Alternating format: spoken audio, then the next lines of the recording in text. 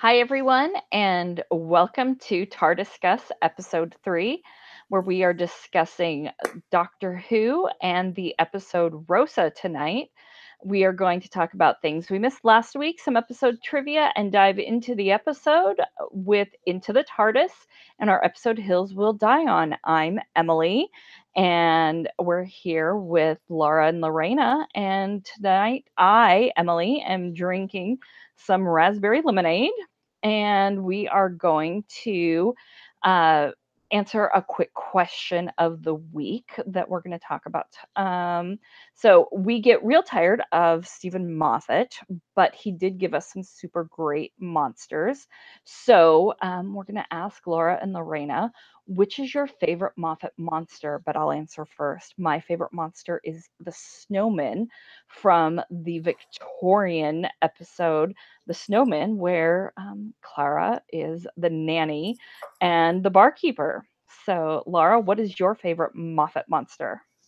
Oh man, the snowman's a good one. I don't know if I can beat that. I am gonna say uh, the Weeping Angels is my favorite, just because they're just so damn scary, and it's that one where like everywhere you go, they're like, "Oh, there's an angel. Don't blink." Like you hear "Don't blink" all over. It's iconic. So um, Weeping Angels for sure. For tonight, I am drinking grapefruit seltzer water out of my Mama Needs a Mother effing nap mug because I need a nap.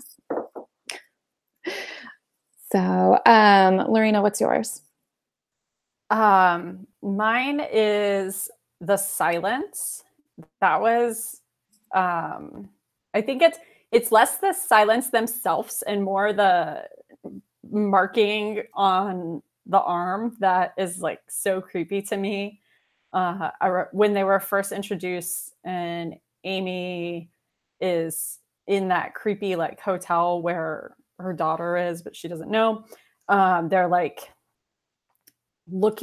she's looking in the window, and then it flashes lightning and she has all these marks over her, but she can't remember seeing them, and they're all on the ceiling like bats. And I like literally screamed out loud when I saw that the first time. That one is hard for me to rewatch because it's so creepy. But yeah, that's definitely my favorite Moffat monster. I'm just boring and I'm drinking beer again. So yeah, it's the normal thing. Same beer too. Okay. Well, we are going to start off with things we missed last week. We didn't really miss much last week. Um, I discovered that our little cloth leeches, they're actually called the remnants. So they're spooky cloth remnants, not leeches. I still think they were better as leeches. Um, and Laura? So my thing, we talked about this last week, and I have to say, this week I did pay attention to the new opening, the song, like not the song, but the music. And I think it's amazing. And I want to give a shout out to the people that were in charge of all that. I don't know their names off the top of my head, but it is awesome. And I love the sound, like right before the episode starts. Um, that sound, it's just like the TARDIS noise, but a little bit creepier. So it reminds me of the American Horror Story kind of like noise that they do in their intro. I love it. So that's not really a thing I missed last week, but I also wasn't 100% on board with it. So that's where I'm at.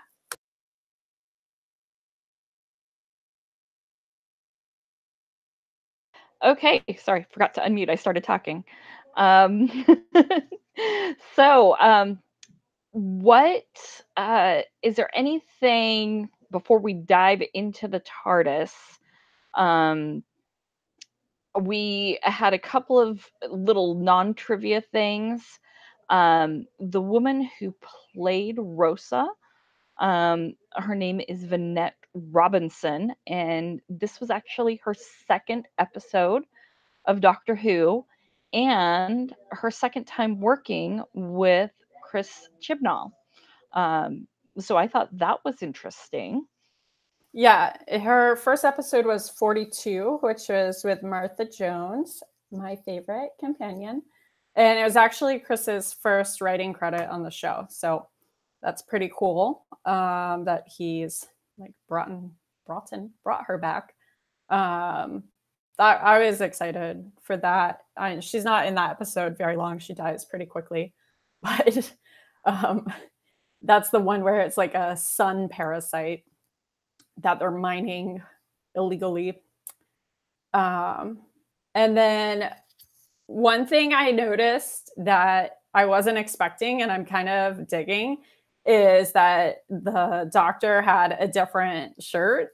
So it's something, I think all the doctors changed their shirt because I guess it would be kind of gross if they didn't.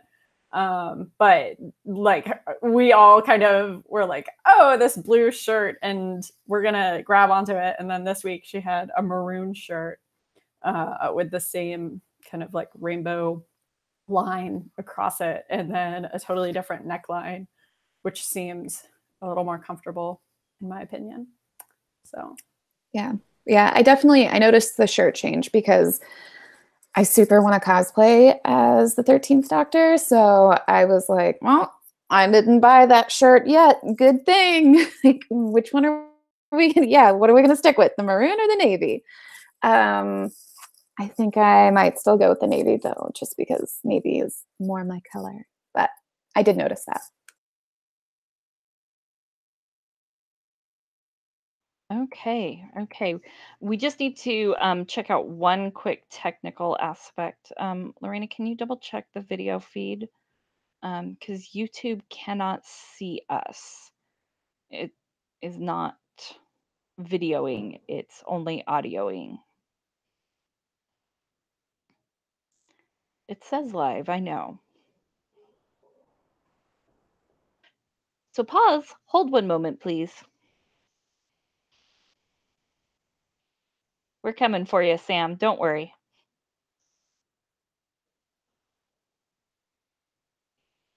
Can't hear you, Laura. You're on mute. I swear I hit the button.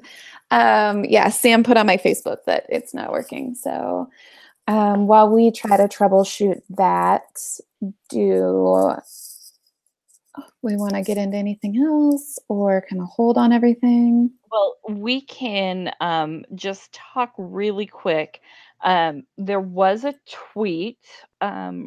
We did try to find some social media reactions for some of the actors and actresses and see Yes. what they had to say, what they thought. And the only one I was able to find was Vinette's, and I hope I'm saying her name right. But it said that she was a bit overwhelmed by the lovely responses to Rosa, but by far the nicest thing is to hear that it opened up family conversations with kids. Kudos to Chris Chibnall for getting us talking about Rosa and the legacy she left us and where we are now. And I thought that was a really lovely tweet, and a great conversation that I think everybody got to have for that. So Yeah. I thought that was great. I'm really loving the 3 episodes we've had so far. I love where the direction that Doctor Who has gone. I have not been disappointed by an episode yet. I think they all feel within the same Doctor Who universe. And what do you think? I agree with you on that. I do love the direction that we're going so far. I think everything's going really well. We spoke earlier today. I was looking for the kind of to see if I really don't want to butcher his name. Is it Tosin? Do you know? I think it's Tosin. Tosin? Okay. Yeah. so he plays Ryan on the show, and I was also looking at the actress that plays Yaz, who is Mandip, I believe. I hope I'm saying that right. I'm like always so worried that I'm pronouncing people's names wrong because my name is Laura, but yet I'm routinely called Lauren, and so I'm like, I'm always like sensitive about that. But Lorena has that problem as well. Oh, I'm sure. I'm sure.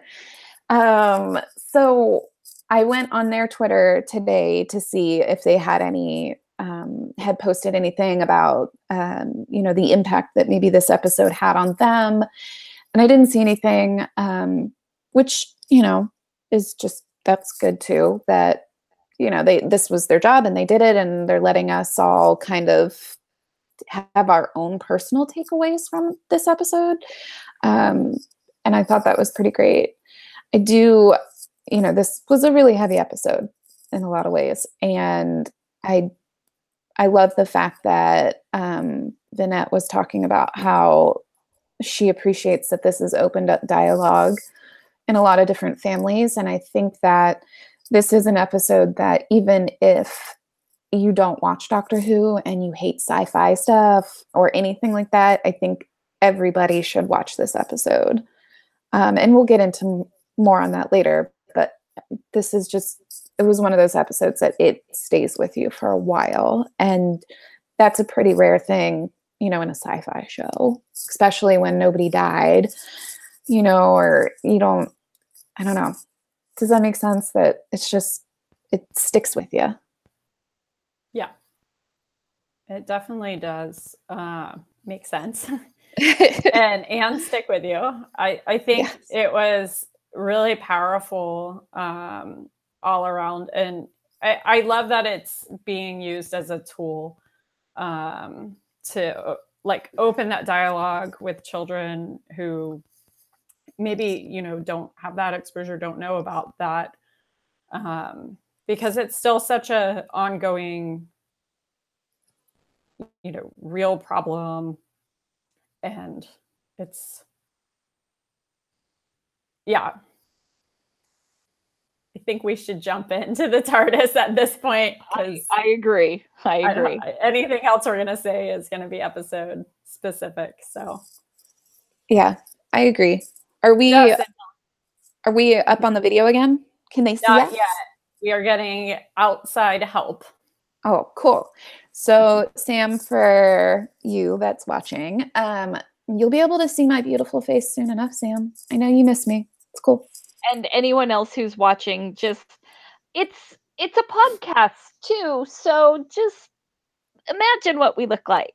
So thank you though for hanging in there through the technical difficulties. But we're going to dive into the TARDIS, which is what we're going to start calling our episode segment on the TARDIscuss.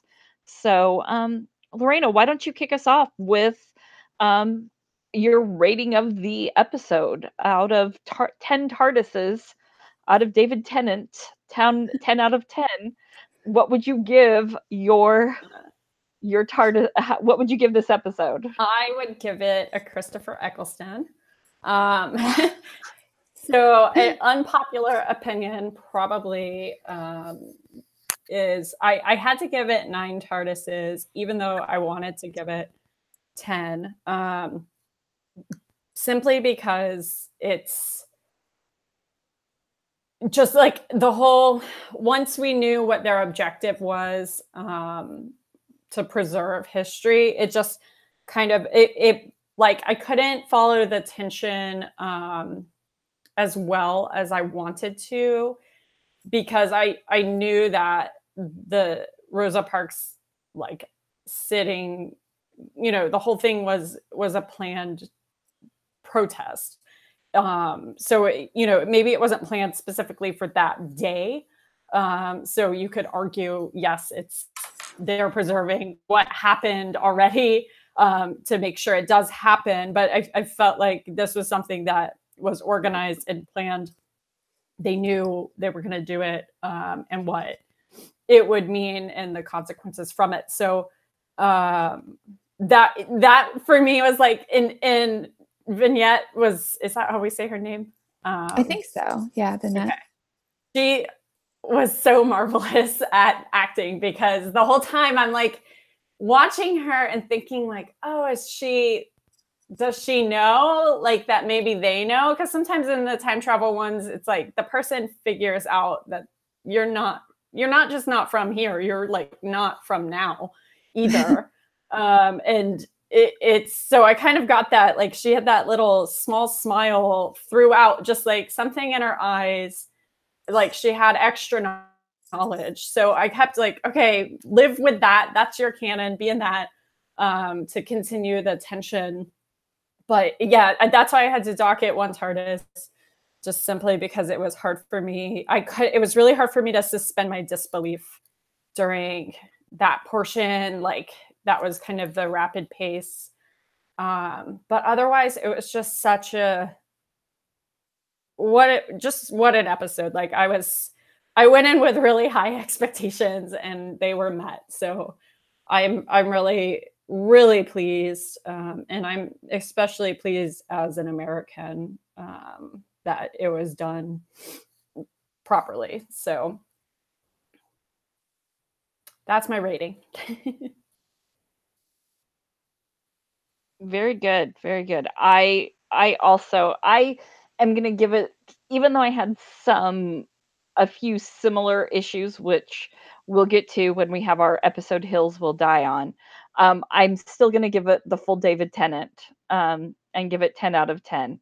Um, I I did love that it still allowed it to be a Doctor Who episode that had science fiction and some alien aspects of the show, that there was still some humor and some heart that we love Doctor Who for being, but it didn't take away from the storyline, and it didn't take away from the gravity of the situation and understanding certain things. From, is the Doctor Banksy? We may not know. Is the Ryan being starstruck over meeting Martin Luther King, or um, seeing, being in a meeting with Rosa Parks, and the experience of that, and just being like, this is fantastic. But um, even then, the lengths that they went to go fishing with the same guy, as the bus driver, and I was just like, I mean, just, oh sure, you said it was such a great thing. We're going to show up here and do this, and this is my grandson. Here we are. This is what we do, and I loved that the schemes and the things that the Doctor would go to make sure history still happened. I definitely thought that um, was still the heart of a Doctor Who episode, because it was full of the escapades that the Doctor would do. So I I still am going to give it 10 out of 10. So So I am definitely rating this episode as a 10 out of 10 for me. And the reason why is because this episode, the feelings that it made me feel were so intense. And that's what really gave it that extra push of amazingness. I cried a lot during this episode. It almost started like as soon as Ryan got slapped, and it went into ugly crying at the end when the song came on, which was Rise Up by Andra Day. And that, like, it was bad. So for me, what really brought this episode home was seeing all of those signs on the bus, where, it said like white and colored, and you learn about this stuff in history, especially, well, I'm saying especially, I don't know what it's like if you're growing up in a different country, but here in America, you go through US history, you learn about this stuff, and you see the signs in your history book, and it just doesn't quite have the same impact as seeing it on a screen and watching people react to that. And not just people, but watching people from our time right now react to being treated the way that people, human beings, were treated in 1955. So that just like it drove it home for me, and it drove it home that we don't have those signs anymore, but for a lot of people in America, this is still a very real reality. And for a whole lot of people in my personal family, this is something that they deal with every single day. And that broke my heart for my family members. And I'm going to start crying again, so I'm going to reel it back in. But it broke my heart for them. And when Brian says to Yaz about Rosa Parks not stopping racism forever because he still gets pulled over more and stopped more than his white friends, that was like, yeah, I have family members that deal with this every single day, and it's not cool that it's still happening in 2018. And I was starting to get mad, and then Yaz comes in and says, just think about how things improved. Because, he said Rosa Parks didn't stop racism. And that's true. But she said, just think about how things have improved 63 years later. And who knows what that will mean for the next 60 years. And that was like, put it back into perspective and kind of talked me off my depression ledge of, yeah, we're all still terrible. Like, things are awful. And so that, like, it was such a poignant moment that I have to give this episode 10 out of 10 TARDISes. So I love it. Yeah, that moment was really like right in the heart for me as well. It was like I had the same feel. I was like angry the same way you were having anger.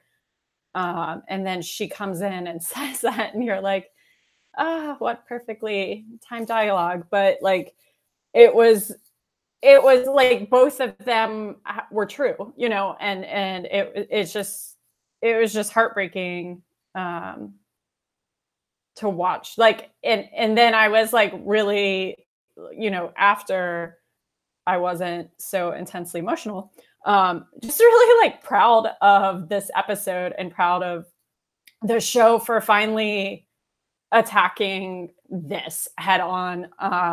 In last season with Bill, they go to the last Thames winter fair on the frozen river, and there's a git, we'll call him that, who basically is, just blatantly racist to her.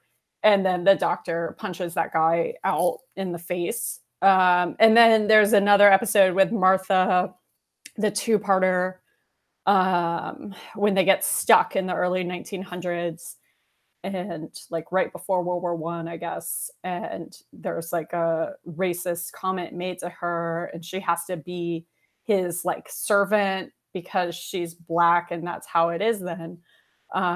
But neither of those were instances that drove the plot or were the focus of the episode.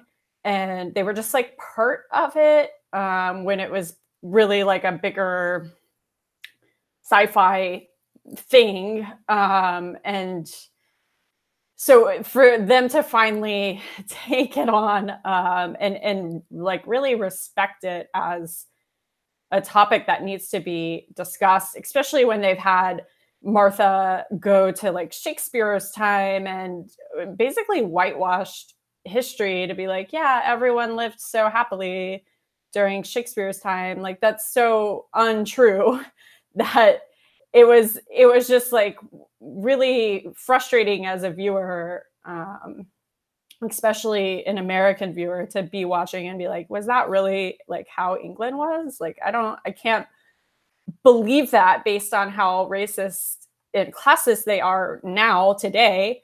I just can't believe that was the case in the 1600s.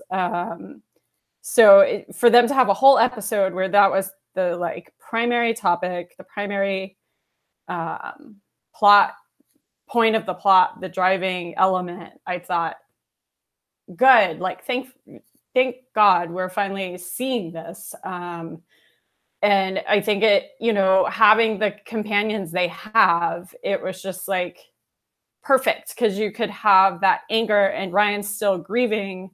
And then, you know, Graham talks about how like how Grace would have reacted, and then we're all like ugly crying as Graham's talking, and then Ryan's like, no, she would have just started a riot, and, you know, brings it back to like that, you know, lightheartedness that he does. You know, he's very gifted at that. It was just like very, just to be in those characters and be in that world, I felt, I was so happy to see it done so well, which I know I've already said. So yeah, I was just like, yay, finally. How do you feel, Emily?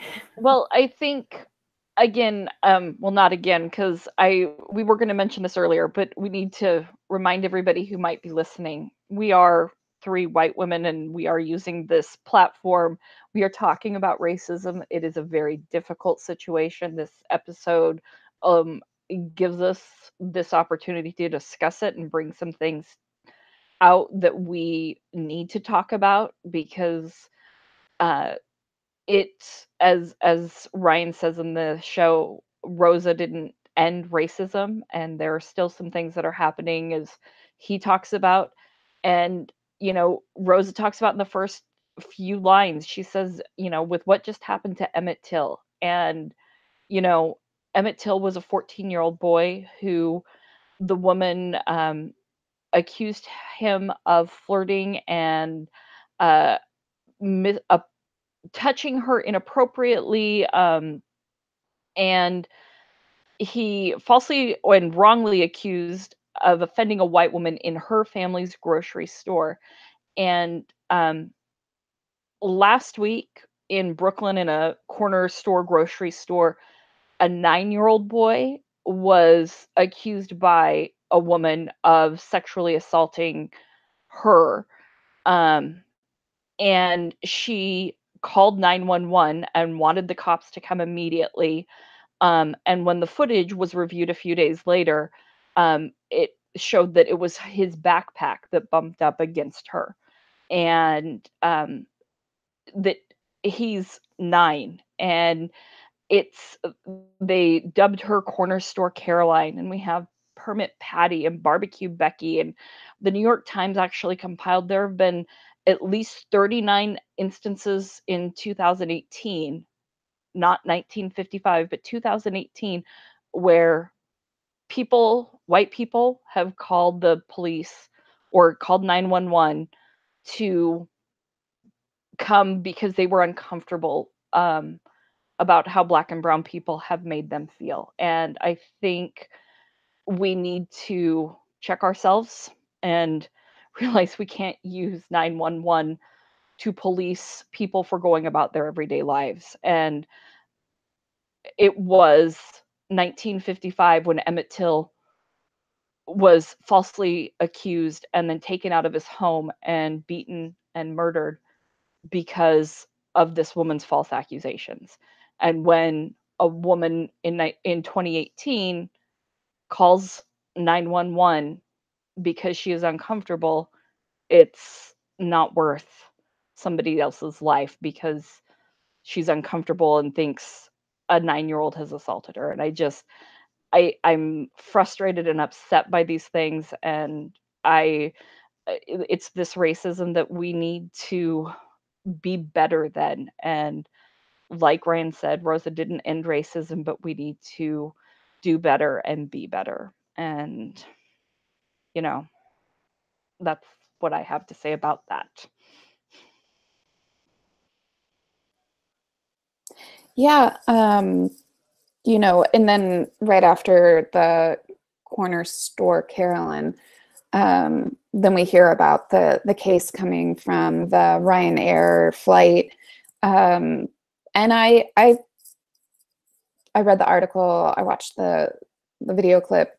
It was horrible and it was ugly and it was so far beyond inexcusable. And the thing that just grinds my gears is that this is 2018, and not only was he not thrown off that flight, but he also was not, like, the other passengers didn't stand up and say, this is so far beyond not okay that you need to do something. Like, this is not, like, I think that's where we need to be able to use our privilege and say, no, call it out when you see it, and just take that moment to say, this is a human being, and I would not want my loved one treated this way, and I would not want someone to call the police on my son because his backpack rubbed up against her. Like, it's just so not okay. And this episode is so timely in that sense because it just seems like it's getting worse. And I don't know if it's getting worse because of social media and because we have the ability to broadcast it live as it's happening and millions of people can watch it that way. You don't need a CNN camera there anymore. All you need is your phone, and you can make these people instantly internet famous for being horrible people, and that's what we need to do. It's not comfortable, it's not fun, but we need to call this out when we see it and when it's happening, and just recognize that no society's perfect, but we have a really long way to go to make things okay. So that's the thing that I most appreciated about this episode, is the fact that they recorded this, they probably taped this episode weeks ago, and it's like just last week something happened and it made this even more poignant. So, cheers to the entire casting crew of Doctor Who for tackling such a difficult and sensitive subject and doing it in such a wonderful and beautiful way that even when it had its ugly moments, seeing James Blake and the horribleness that he was spewing and watching Ryan get slapped for being helpful, like, it was still such a good teachable moment. And that's why, like I said before, if you don't like sci-fi, you've never watched Doctor Who, doesn't matter. Sit down and watch this episode. Exactly. So. This episode was that one. And as Vinette's tweet said, this is the one that started people having conversations, because beyond that, I mean, all Ryan did was reach down to return the woman's gloves. And one of the things is having manners. And if anything, that does show he was raised properly, as he was doing a good deed. So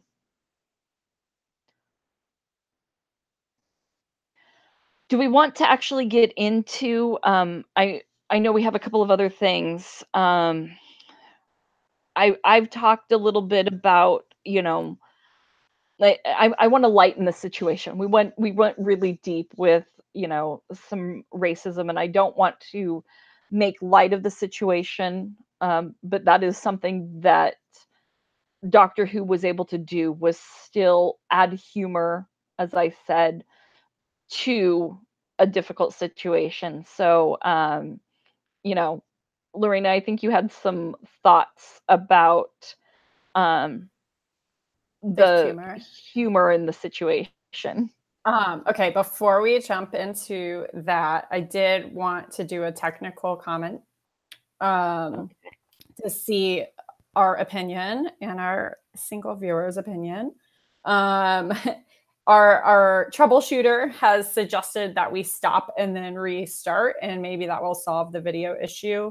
But we are, we only have 20 minutes left, really. So I don't know if we want to just commit to this as audio only, very sad, or if we want to try to get that final 20 minutes video.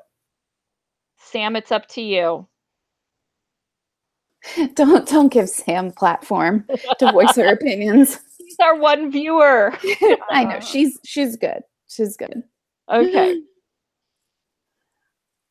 All right. We're going to carry on audio, Sam. Sam's like giving up. She's like, oh, I can't type. I went out of the room. Hold on. So yeah, I think from a humor perspective, I think you touched on some that I enjoyed. One was the Banksy comment. That was good. And I thought that whole scene was well balanced. I'm trying to find my notes. Give me a moment, everyone. And then when Yaz was blaming her Mexican blood for her, optimism, I thought that was a cute comment between them, just a fun joke. And then, we haven't even talked about this, but there was that moment where she was saying how she used to sneak into or out of windows to go see some guy. And obviously they went to primary school together. So Ryan knew who the guy was, saying that the guy was batting up, in meaning obviously that she was, too good for him or whatever. So she's like, oh, is this like an indirect compliment? And this is something I think we had mentioned, that we were like not wanting them to have romance. So I guess I'll mention that, just like, is that the first moment, or are we gonna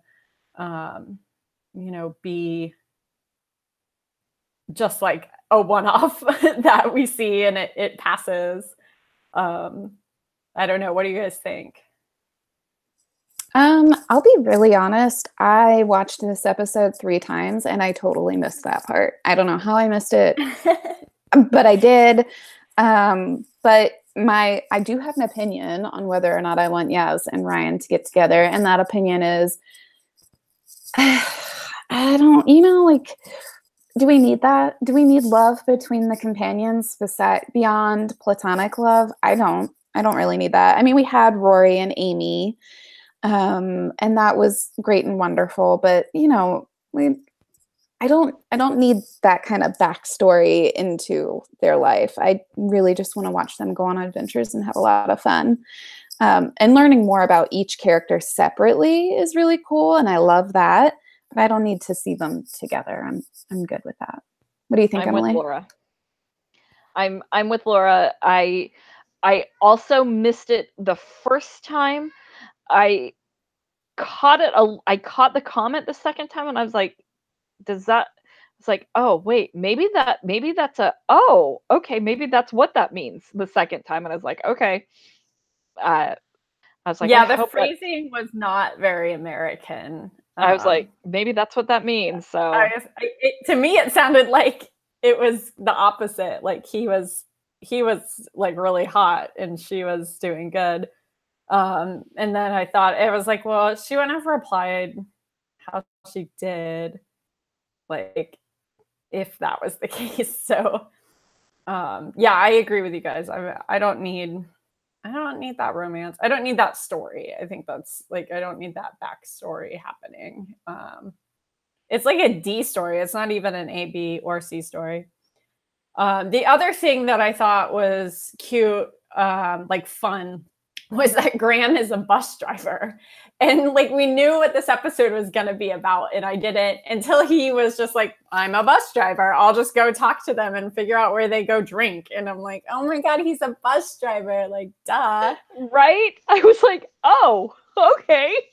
It's like, why didn't I not think of that? Yeah. And also on that same vein, I have to say that Graham is really becoming a really invaluable member of the group. And I don't mean to sound so surprised when I say that, but I think I am in a way, because, and it could just be because he's older, he has a lot more life experience, but like when he was kind of ad-libbing it, like, talking about, oh, we're here to pitch an invention for a phone that's also a camera and plays music. And it's like, and oh, my name is Steve Jobs. Like that to me, like being on top of it with that, being on top of it with, oh, I'm a bus driver, I know how to talk to these guys. Being on top of it with going down to the creek and getting James Blake out of there to go, be a racist butthole. Like Graham is really pulling his weight. So, Ryan and Yaz kind of got to step it up a little bit, just a little bit. But. Well, let's talk about Ryan's actions then, because I think he did step it up. And I know Emily has feelings on this, where he fixed the alien tech. And then this is kind of like, his second alien tech he's fixed. And then sent the guy somewhere in time. So we have, opinions on. Do we want to jump into this villain now? Yeah, that's what I was thinking. Let's talk about the villain because, Lorena, who was he? Exactly. Why the heck was he there? Like, what was his goal other than white supremacy? For who and for when and for what? Like what you don't, the last person who famously had a vortex manipulator was Captain Jack Harkness, and he was from the 51st century. So if that's like, humans are definitely intermixing in the 51st century with all sorts of species, not just a race thing, or like actually a race thing, if we're going to, define it as this is a different species, a different race. It was like, what is this guy? And like, why does he exist? I was so couldn't care about him, even though he looked like Ward from Agents of S.H.I.E.L.D. Totally. At first glance, I thought that's who it was, and I had to look it up. And did you guys ever watch, it was a short-lived, I don't even think it made it to its half-season point, but it was Time After Time, and it was where H.G. Wells and Jack the Ripper traveled through time, and he played Jack the Ripper. Was it where... That's no. the guy. Okay. No, but he was in Revenge. Like, that's... Right. No, he was totally in Revenge. But when you said that, I was like, Daniel Grayson, yes! He was so familiar, but I couldn't place him whilst watching. Yeah. Fun fact, I've met Brett Dalton before, who plays Agent Ward on Agents of S.H.I.E.L.D. He's so super nice in person. Yeah. Oh my gosh, so nice. So when I saw this guy up on the screen, I was like, oh, he kind of looks like Brett Dalton a little bit. So I did get that vibe, but I 100% agree with you. Who was he? And where did he go? And, I know this is kind of getting into a hill that we'll die on, but, why wasn't the doctor upset? And are we ever going to find out, like, what happened? Well, I like the fact that his name was Krasko, and I had to look that up because I was calling him Crisco in my head. So, but sorry, go ahead. Well, so the thing that Ryan fixed was the temporal displacement thing. So that's what he was vanquished with. And that's what the Weeping Angels do, is they temporally displace you. So one, where was he sent? Two, how can you harness what the Weeping Angels can do to you? And who figured that out? And is somebody going to figure out? Like, how do they tell you where you go? Because I have questions. Right. The image of a temporal displacement mechanism becomes a temporal displacement mechanism. And third, yeah, sorry, I'm totally cutting you off. No. But third, okay, so we know he was displaced, just like the Weeping Angels do. And he was sent, I think I remember this correctly, he was sent back, like into the past. The furthest notch on the dial that Ryan could set it to is what he told the doctor. So finding out then, like, what time that is going to be super important because he's not dead. So he's going to be super pissed. And I mean, he was already an angry fella. hence the need for the neural chip to keep him from hurting or killing people. So yeah, I just want to know, like, where did he go and is he coming back? What do you guys think? I looked on IMDb and he only has Here. Crisco only has one credit. And I think sadly it's going to be like the third with Martha, where the doctor's daughter that Moffat because I think he wrote that episode. He's like, "Oh, I forgot about that," and he never went back to her. She married the doctor. How can you forget about her? I agree. I know. He forgot about the character. So he never went back to that, and she's just out there floating around. So in our head, in our adventures of Clara and Lady Me, they run into him and vanquish him. Oh, I thought you were going to say they meet up with the doctor's daughter. Oh, so the three of them vanquish Crisco. The power of three. There you go. The power of power of three. I love it. One thing I do like with this doctor, and I think 11 did it a little bit too, is that she tells you how she vibes on you based on if she likes your name or not.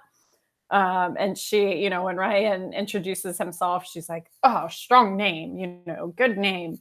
And then when Crisco does, she's like, "Crisco, don't like it." She's just very dismissive of him, of his name and his identity. And it goes back to the problematic Shakespeare episode but also the boneless episode with 12, where you have to name something in order to give it power. And so I think that's interesting that for her, it's like names have extra meaning as far as like your power, or she respects your power or she doesn't. So I liked that they used that they've kind of kept that as a through theme. Yeah. And Absolutely. She did that with Tim Shaw too. Yeah. Because she questioned his name. Yes. Like when he said it, she was like, "Wait, what?" Yeah. And he said it again. She made shaded up his him. name. Yeah. It's like people make up my name and your name. Like they're like, "Oh, I don't remember your name, but it sounded like this." So I guess we get disrespected a lot for it. But oh well. You did say my name right the first time, which I did notice, and I was super pleased with. Now I know why. Now I know the truth. See? Because I'm super sensitive to names. Now, Emily, give us some trivia that hardcore viewers will know about what Storm Cage is. Okay. It is the same prison that River Song was being held at and escaped several times. So everybody should have caught that little Easter egg. And I will say River Song also had a vortex manipulator. So Crisco could have taken her vortex manipulator. Yeah, he's like, you barter for that inside the prison. So having that being there at Storm Cage, that I thought was interesting. So I mean, she got out with psychic lipstick one time. It's a pretty crappy prison, like not very well guarded. I think they need to. It reminds me, like his comments remind me of the prison from the first Guardians. Kree? No, that's the race. The Kiln. The Kiln. Yeah. But then when you see River in it, it's like isolated chamber where it's more like the Asgardian prison than anything. Not that I am very into Marvel. Hey, all right. We know we are. We have 5 minutes or 10 minutes since we started late. Oh my gosh, we missed all of South Africa. Do we want to get to that before our hill? We can talk about it briefly. I guess it's kind of part of the hill. It's a little bit of part of the hill. Let's talk about our episode hills we're gonna die on. Hey. Lara, why don't you start? Okay. So the hill that I absolutely will die on is the fact that James Blake, okay, being a horrible, raging racist, allowed Yaz to get on the bus, in the front of the bus, and stay on the white side. Like, he was a total bastard about pretty much like every line that that man had. The actor who played him was phenomenal, by the way, because you just felt like this horrible, gross, sticky from him. He was so racist and vile. And so he's definitely disgusting, but yet he allows Yaz to stay on the white side when she's not white. And that really, really bothered me. The waitress called out Yaz by calling her Mexican, which she's not. So, clearly people are picking up that she's not white, but he let her stay there. So I don't know. I think Emily, you were on that same hill with me. I am on a similar hill with James Blake, because there was something else that they've touched on where Graham talked about, I can't remember what is Ryan's nan's name. Grace? Grace. Okay. Yeah, Grace. And where she said to Graham, don't be like Jake the snake or Blake the snake, or some other things, that people knew who the bus driver was. I did an unscientific poll at work of people of all ranges and ages and educational diversity, from attorneys to accounting clerks and other things. And not one person knew who the bus driver was at all. And it's not a thing that we were taught. And so that is my hill, that anybody would have remembered that man's name, and anything that he had done. Is it a plot device? Perhaps. But I don't think that he deserved to be remembered. And, I agree. He was absolutely racist. And I'm gonna go the fact that if they thought that Yaz was Mexican, I would have thought that they probably thought she was more mixed race, half black, half white, which would have offended their sensibilities way more. That they were probably more offended when Graham said, "This is my grandson," and they all freaked out about that. So that um, that is my big hill, that I don't think everybody would have known who the heck James Blake was, and I don't want to remember that. So that's my hill. Lorena. All right. I have, I guess, the opposite of the hill, in that I just really have counters to your hills, basically. And I think to start with Emily's, about knowing who he is, I would say the opening scene was from 43, right? And it showed Rosa, trying to walk through the bus to get to the back, and him saying, "No, you got to go to the back, like exit and get on the back entrance." And so then she tries to, and he leaves, and that actually happened, and it was James Blake. It was the same driver that she did the protest with. So that's like, I guess from that perspective, it would be remembered. But yeah, we weren't taught it. I never learned the name. So I can agree, Ryan certainly would not know it, and he didn't. But I can see where, Graham might remember it based on his nan's like statements. And he's a bus driver. So it would be like, and I think he says it in the show, like it was like very offensive to him as a bus driver that someone would behave in such a way, you know, in that profession, just like really not okay. And then the other hill about Yaz being Mexican, that being like allowed, actually in real life, when Rosa did this, the immediate kind of backlash to dismantle the movement was to say she actually was Mexican, not Black. And so, you know, it was like not, you know, like there was a lot of different reasons that segregationalists, is this the word, would use to, you know, dismantle this as a thing people should care about, and really just discredit her. Exactly what happens today, where you're trying to change the conversation to something else or discredit the person. Like they would say she actually owned a car, so she didn't need to ride the bus, so the whole thing was fake anyway. And so like the immediate reaction was to create kind of that storyline through that she was tired and she didn't want to get up.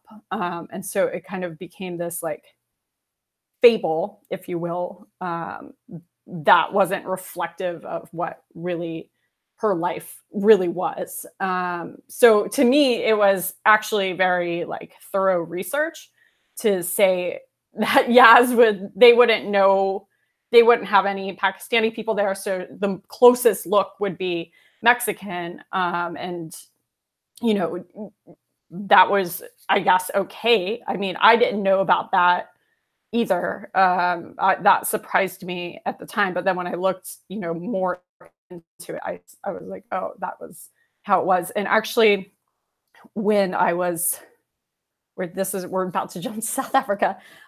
When I was in South Africa at the Apartheid Museum there, they give you a card, an identity card, before you enter the museum, and you have to enter based on if you are white or colored. And so they divided, you know, they divided white and colored pretty, like in ways you wouldn't, maybe as an American, you wouldn't think. And so like Japanese and Chinese were, like Japanese was considered white and Chinese was considered colored. And so they were treated, you know, differently. But I think, Emily, you were saying when you were reading Trevor Noah's book that the police like couldn't tell the difference between Chinese and Japanese, you know, background. So the whole thing was, well, I mean, the whole thing is ridiculous and ridiculous then. And so it was just like very arbitrary. A lot of the Eastern European countries were considered colored. Jewish people were considered colored.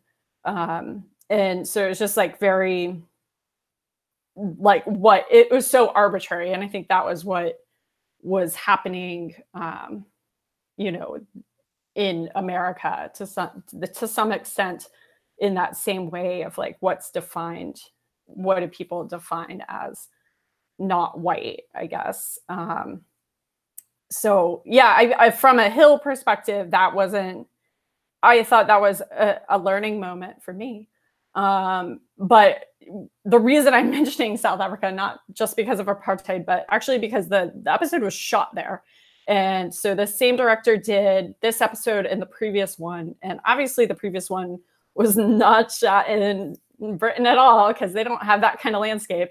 But for this episode, it was also shot in South Africa. And that to me was like, oh my gosh, they shot this in South Africa. I was there in 2010 and it was still just like not, I mean, it, you know, they're together, but it's not, it's, apartheid ended in 94. So it's just like so fresh still there. And it was apparent, like it was definitely still apparent in that country that it had been there, you know, and so recently. So yeah, I was just like amazed. I can't imagine like how emotional it would be to film in Cape Town during like for this episode in particular. So, well, that's I had wondered where they had found certain aspects of the bus, the signs that said whites only or things like that, because I didn't know that it until you had mentioned that it had been shot in South Africa. I was like, where did they find this stuff? Because I was like, did they come to the US and find props like that? Because I didn't think the UK was segregated that way. And so when you said that it was filmed in um, South Africa, it made sense because they could find props that were from real life, that were easily accessible, signage that said a hotel that would say whites only or things like that. So um, it makes sense. And the Trevor Noah's book, if you haven't read it, read it. It is going to become a movie. Lupita Nyong'o is going to be starring in it, and I think Trevor Noah will be starring as himself. But he said that the Japanese were considered white, but the Chinese were not. Yet the police didn't know the difference between the two, and so the Chinese would just say that they were Japanese just to be able to allow to pass as white. And so that falls under that arbitrary passing as white or colored or black based on what that was with apartheid. And it was just a fascinating educational book that I thought was just one of my best reads this year. So um, anyway, so many great topics. I know everybody's what probably going, we're talking about Doctor Who, and there's so many other things we're talking about. But hey, that's normal, and this is what we're here. This is what we're here for. Sam did say one other thing, and I and Lorena, I think you caught that as well. Yaz questioning whether or not she was allowed to stay, but the bus wasn't full. And I do wonder, would she have been the first person to be asked to move to the back of the bus if it had gotten fuller? If more white people had gotten on, it would be interesting to know if that were the case. Um, I don't know. They didn't address that topic.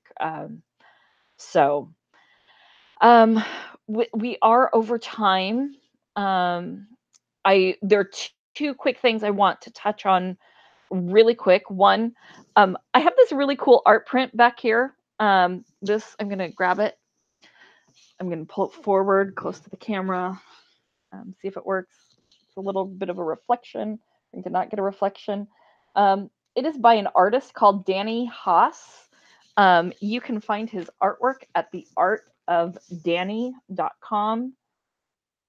Yeah, artofdanny.com. I will put the link in the YouTube comments. I get nothing for plugging him. I love him, and that's where I got that print. I think he did a really great job capturing that. And I support him on Patreon, and I send him $25 a month, and he sends me an art print. So I love it. I don't want to. Is there anything else we want to talk about this episode? Do we have any final thoughts? Lara, you're muted. Don't. Yeah, my mouse like froze up on me. I don't have any final, well, no, I take that back. I do have a final thought. Real quick, my final thought is that, and I hope, I think you guys will probably agree with me, that moment when Graham looks at the doctor and says, I don't want to be here for this. And she says, we have to be here. We have to not help her. Like, that's when the tears went from just, falling to ugly crying. And then the song came on and it was just cool. I look like I have severe allergies now. So that was a very poignant moment for me. And I really appreciate that moment. That's just another one of my appreciative moments of Graham in general. So I thought for me that moment was also very poignant. But for the doctor, I thought the companions were pretty normal. Sorry, my husband just yelled really loud because his team didn't score, but almost did. But no, back to the moment, very emotional. It was the doctor's face was just like the face of every doctor when they know something's wrong, morally wrong, and it's their duty as a Time Lord lady to not alter time, and to keep time, in place as it is. And even like the Pompeii is kind of that, That's the one I harkens thought of. back to that, even though that was kind of that to me, that was different, but like different choices. But in this case, it was like that same emotion of knowing, and even when 11 and River she's supposed to kill him and it's a fixed point and they can't change it. It's like he knows he's gonna have to become a Slytherin to get around it. So like he outsmarts it. He's very cunning, but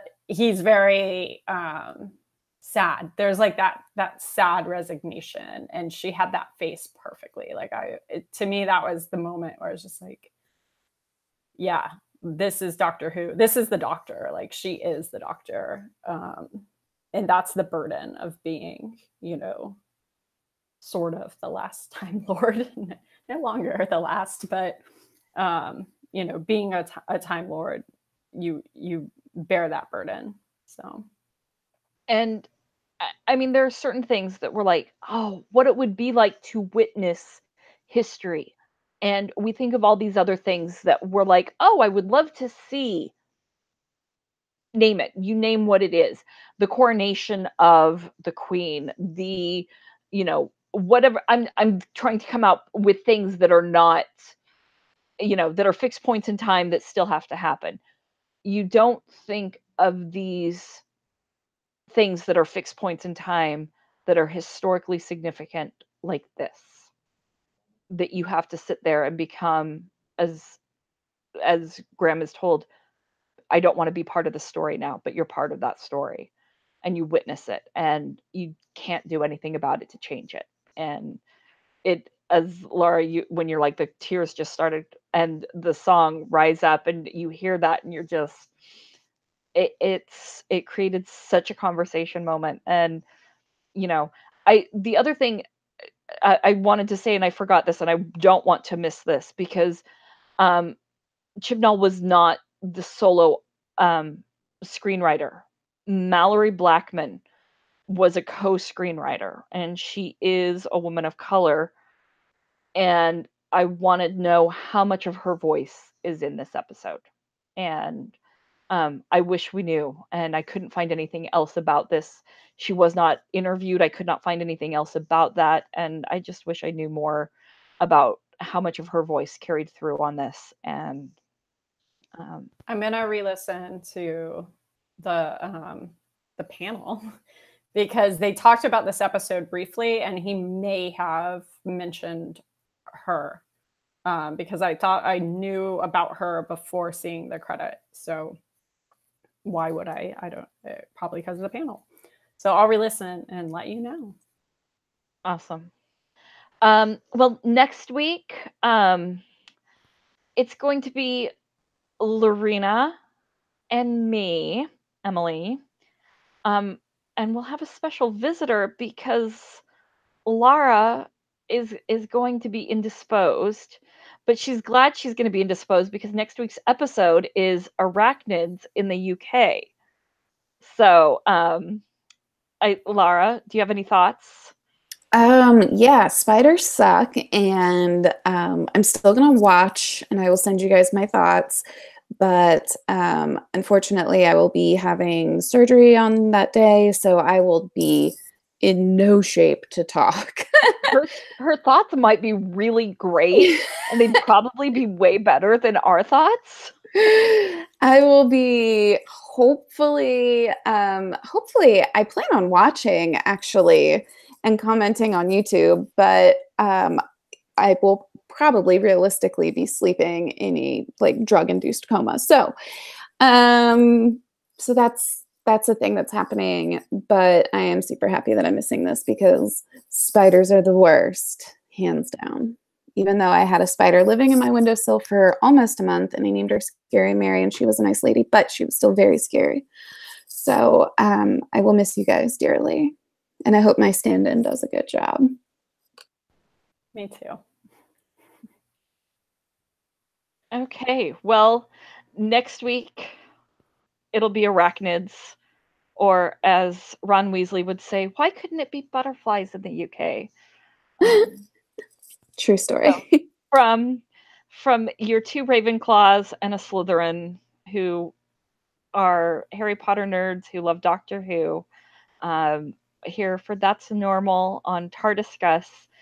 Thank you guys so much for joining us, sticking with us through our technical difficulties. We'll see you next week. Again, yes. We appreciate you guys for sticking with us for this great discussion on Rosa, the third episode of a Doctor Who this season. Thanks so much. Thanks, guys. Thanks. Bye. Bye.